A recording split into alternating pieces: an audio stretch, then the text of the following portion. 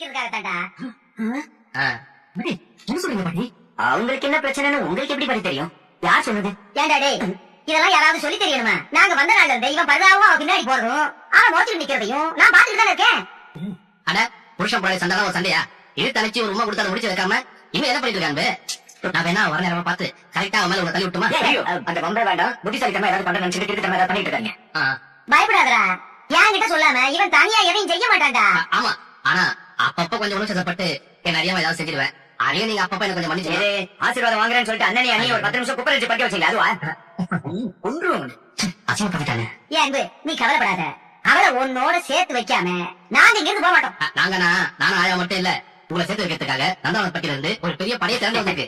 அதனால கண்மணியை கட்டுறோம், தூக்குறோம், உங்களோட சேர்த்து வைக்கிறோம். இனி ஆயா மேல சத்தியம். அண்ணனுக்காக ஒரு ஊரே திறந்து வரப்போ உறவு நான் கூட நிக்க மாட்டேனா? இவங்க 2 பேரையும் சேர்த்து வைக்கிற வரைக்கும் எனக்கு தூக்கல. இது சத்தியம். அன்பை கண்மணி சேர்த்து வைக்கிற வரைக்கும் எனக்கு ரெஸ்ட் இல்ல. இது சத்தியம். இந்த வைதேகி ஒரு முடிவு எடுத்துட்டானா அதை முடிக்காம விட மாட்டான். உன் அருமையை அவளுக்கு புரிய வச்சு அவளை எப்படி உன்னோட சேர்த்து வைக்கிறாங்க பாரு. இது சத்தியம். ஐயோ, தேங்க்யூ சோ மச் பாட்டி. ஏய் அக்கா பையா, இந்த பிளானிங் கமிட்டில நானும் ஒரு மெம்பரா, எனக்கு முத்தம் இல்லையா? நீங்க எப்படி ஏதாவது ஒரு வேலை செய்யுங்க, அப்புறம் நல்லமா வரணும் முடிவு பண்ணலாம்.